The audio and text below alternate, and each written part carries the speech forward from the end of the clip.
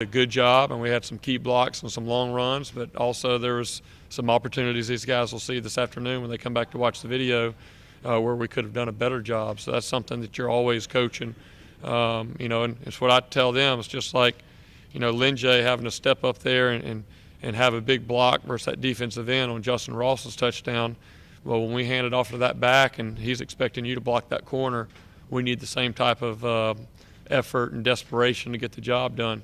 That's our way to kind of thank them for the dirty work that they have to do for us in the passing game.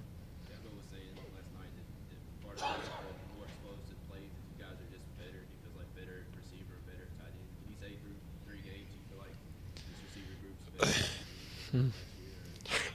Yeah, I think as a coach, you're this early in the year. I would say we are more productive than we've been, and I think a lot of it has to do with the discipline and guys being where they're supposed to be. We've had very few missed assignments, and then also just playing fast, attacking the ball, all the details. I'm pleased with where we are right now, throwing and catching. And I want to see that continue. And obviously the competition is going to get more difficult as we get into ACC play. And I think the overall message, and I think I told you all this in fall camp, is, for the wide receivers, I wanted to really kind of transition from a group of guys with potential to a group of performers. And I feel like they've been performing and making those plays. And it's not just about getting off to a good start. It's really being able to do that at a consistent level all year long in each game. The mentality that we want, I think each coach probably coaches this way and tells their guys the same thing. But, the mentality I want our wideouts to feel and have is that if we make the plays, then we're going to win the game because of the plays that we made. And if we don't make the plays, then we may cost ourselves the game. Like, that's the mentality that I want our guys to have. And I felt like they've had that so far. Georgia Tech is such a ball control offense. If they get it going, they can really limit your opportunities on offense. How does that affect your play calling or does it at all? Yeah, I think really what it affects is the being sure guys understand that when we get the ball, we have to make your possessions count. I think we usually haven't looked exactly, but somewhere between 3 and 5 less offensive series when you play Georgia Tech and what they do. It's not about going out there and pressing and making a big deal about it on the sidelines. And, that's a big deal too, how you coach your guys on the sidelines in between series. If they do have the ball for 7 minutes in the second quarter, you got to keep your guys ready to go and you don't want to press. But really it's just about execution. I think that's the biggest probably thing looking at the first 3 games that we're trying to clean up is just being a little more efficient in certain situations, and because you're not going to get a lot of opportunities when you're playing good teams, and you're really not going to get a lot of extra opportunities when you're playing a ball control team like Georgia Tech.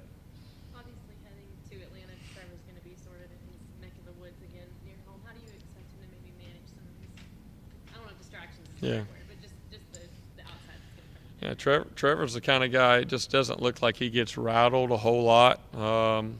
I'm sure he's probably spending a lot of the early week trying to talk to our players and get as many tickets as he can going back home. But, that's one thing that, we love about Trevor is he doesn't ever seem to get rattled. The moment's not too big for him.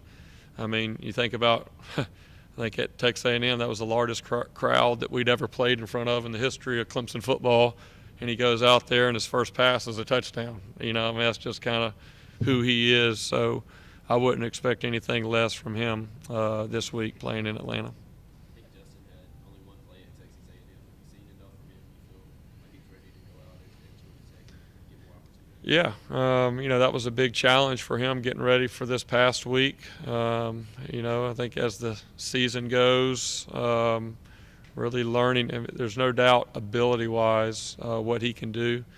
But before you put it, you don't want to just put him out there in certain situations and say, hey, just for this play, go do this. You really want him to be able to go and execute the entire offense. And so I really felt like he was challenged last week in practice, getting ready, learning the game plan, knowing that it'd be a game where he'd get some opportunity. And then, hey, how you do with that opportunity will dictate how many reps and stuff you get. But there's no doubt I mean, he's becoming one of our top playmakers on offense.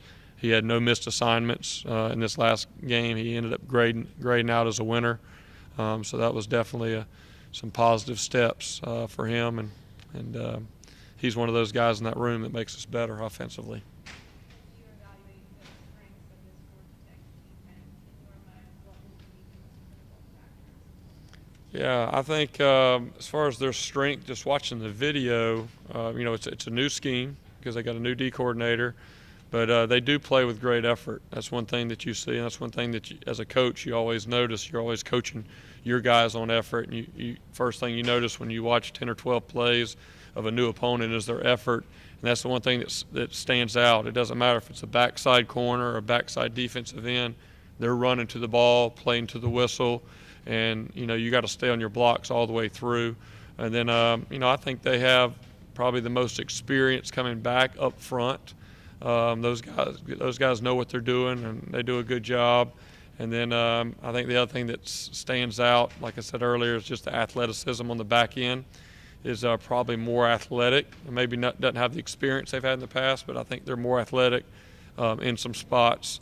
And then they're starting Mike linebackers back with some good experience, and I think they got a good scheme. Even though we scored a good amount of points, we didn't have the efficiency and number of yards and all that we'd like to have when we played App State in 2015. So it's a good scheme, and you can tell watching them. Like I said, if you just look at the score or the outcome of the game, you might not see it, but holding Pitt to 335 yards in 54 plays, they did a lot of good things defensively. So it'd be a good challenge for us.